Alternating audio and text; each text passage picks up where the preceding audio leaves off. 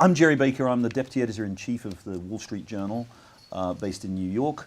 And it's my pleasure to be here this morning with someone you all know very well, Professor Michael Porter of the Harvard Business School, who is one of the most eminent academics in the area of business economics. So, Michael, thank you again.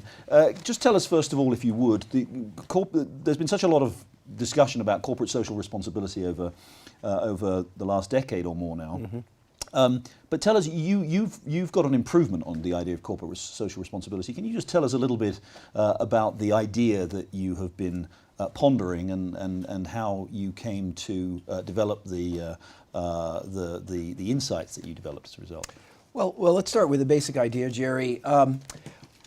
The basic idea of which we call creating shared value is about actually applying the capitalist model to addressing issues in society. Issues like hunger, issues like environment, issues like water, issues like health. And I want to be clear, applying the capitalist model. Creating shared value is pure, unadulterated capitalism. It's about making money.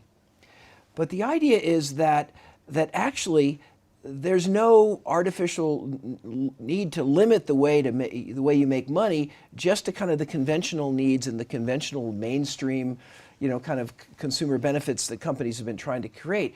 That we can open up our thinking about creating economic value by understanding that there's huge opportunities for companies to have fundamental impacts on almost all the major issues in society. And so the idea here is actually to get capitalism working not against the interest of society and the community, but actually integral to addressing the problems of society and the community. Now, there's a lot of things we can talk about, but rather than go on and on, I'd like to make this a dialogue. Yeah, well, how does it differ? I mean, we've heard a lot about corporate social responsibility. There's been an acceptance that companies somehow have something beyond the immediate profit motive as an obligation. Yeah. But so how does what you're proposing differs from that? Well, I think we're in a sort of a logical progression.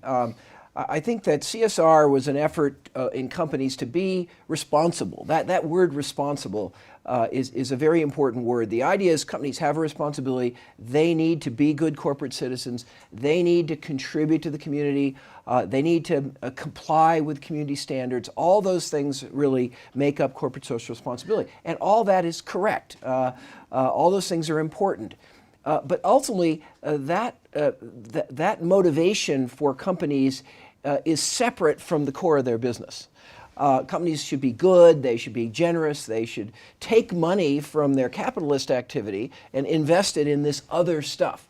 The idea of shared value says that no, that there's a bigger opportunity. It's not taking money from capitalism and investing, it's actually rethinking how we practice capitalism. See, I think the original CSR idea was sort of do no harm. And a lot of companies set out to kind of see if they could reduce the harms they were producing in a variety of ways: environmental harms, safety, accidents, things like that.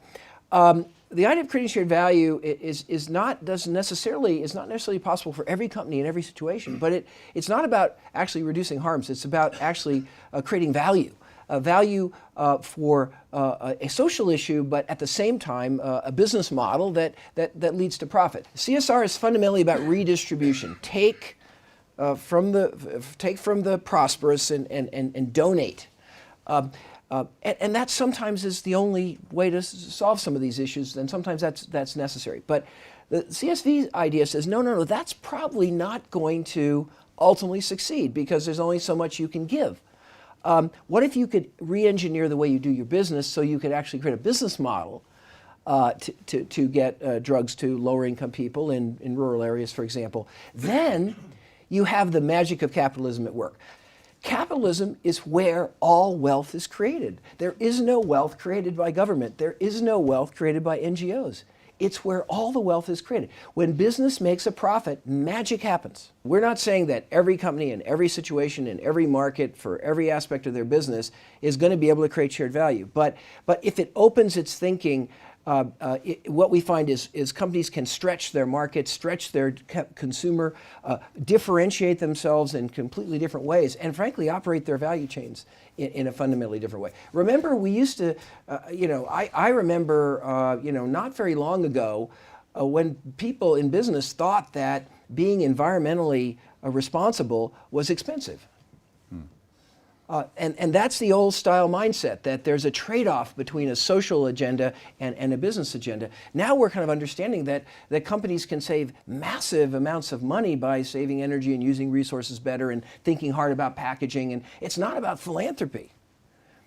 It's not about being a good guy, you know. It's about actually doing business in a smart way. So this shared value idea is just a way of opening up business to thinking about new ways of designing and developing and marketing their products, and also operating business.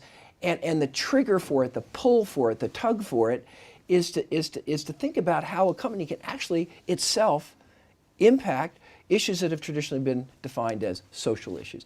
Capitalism has been doing this forever. Yeah, this is my point. It's been doing it forever, but we got stuck in many businesses in a very narrow view of how to compete, of who our customer was.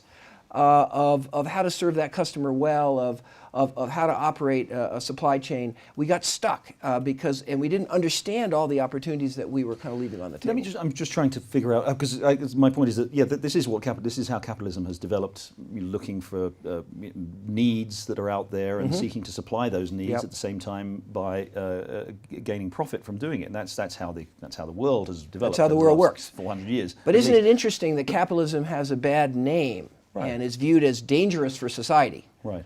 And that's the trigger here. Why would business be seen as working against the interests of society? And I think at least the conclusion that we were reaching is that business was not understanding its power to actually benefit society. Isn't there a risk, though? This is that if companies go out of their way, explicitly seek social, look for opportunities where there seems to be social need, and where the primary motivation is the fulfillment of that social, is the filling of that social need, that actually they will not be successful companies. They won't be successful companies because they won't be profit maximized. That's absolutely a risk. But remember what I said at the beginning: creating shared value is pure, unadulterated capitalism. If you can't make money doing it, you shouldn't do it. Then it becomes part of the CSR bucket. And if it gets into the CSR bucket, there's only so much you can do. There's only so much you can give. There's only so much you can donate. There's only so many NGOs you can support. And the idea here is, how much can we move things into the capitalism bucket? But capitalism means making money. So the other thing you need to say about creating shared value is it's business specific. There's no formula that applies across all companies. It's not a one size fits all. A pharma company thinks differently than a mining company, thinks differently than Federal Express, thinks differently than Marriott.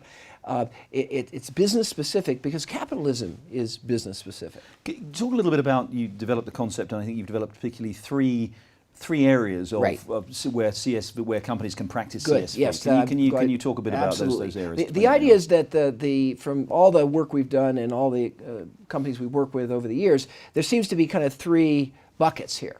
One has to do with the product itself and what features or needs the product is actually meeting, and the customers that the company is seeking to serve. And the shared value idea says, well, there's many social dimensions that can be embodied in a product, and there's often customers whose needs that have not been served that are available. So there's the product opportunity.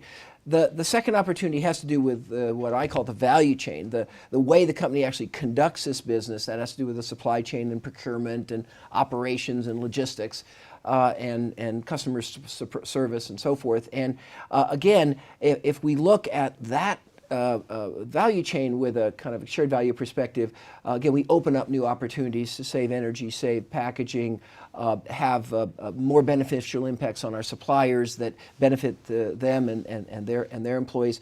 And then the third bucket has to do with what I call a cluster. That is the businesses and institutions around a company. Any company doesn't do everything inside the company. It depends on lots of other organizations to do their job well in order to be productive and efficient and grow its business. And the third kind of opportunity in shared value is to think about that ecosystem around the company. And the better that ecosystem is, the more effective and competitive the company can be. So those are the three buckets.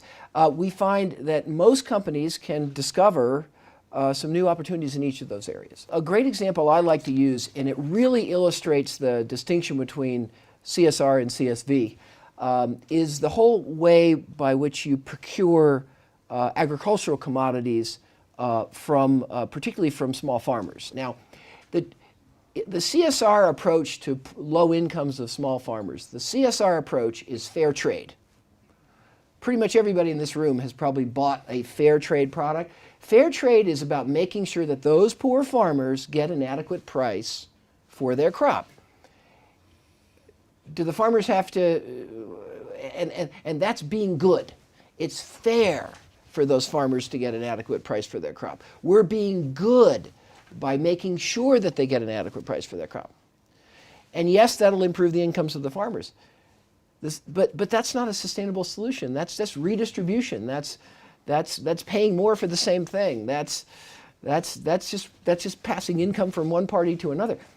This other model of procurement is very different. It says if you act as a capitalist, if you're a smart buyer, if you work more closely with your supplier, if you help your supplier improve, that allows tremendous improvements in the farmer's income. The farmer can increase their yield, they can increase their quality, they get higher prices, and you raise their income not by charity, not by being a good corporate citizen, but you actually raise their income by being a better capitalist. It's a win-win. It's profitable. We're running quite short of time. We have a couple more questions. First of all, how does a financial institution go about creating shared value? You could argue, I'd be cynical for a moment and say that maybe a great idea is to develop something called a subprime loan, where you go out and you seek people who are unable to get regular access to financial markets, and you create these wonderful products, and then maybe you securitize them, and who knows? But I mean, I'm being obviously flippant. But what is example? It's a big issue for financial institutions. What do they do? Well, I think your example is a wonderful example of this was a product that was not good for many of the customers who bought it.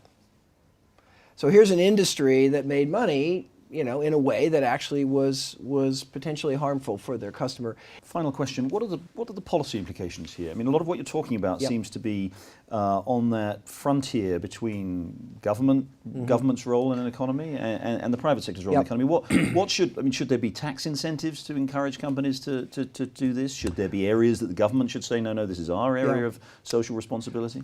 Well, I think first of all, there's a big idea here is that government and NGOs will be much more successful at what they are seeking to do if they can enable shared value on the part of the private sector.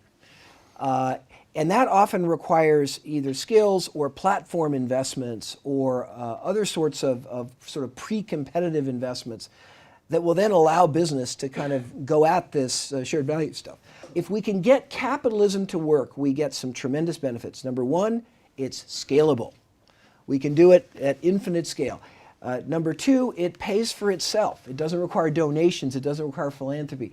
Number three, it's kind of dispassionate.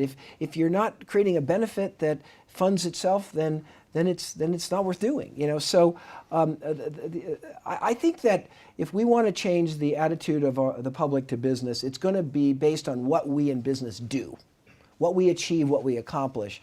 And this is a way of getting businesses thinking about that question. Michael, we have remarkably, and given we covered a lot of ground, I could cover so much more, but remarkably, and unfortunately, we've run out of time. But please, ladies and gentlemen, join me in thanking Michael Porter.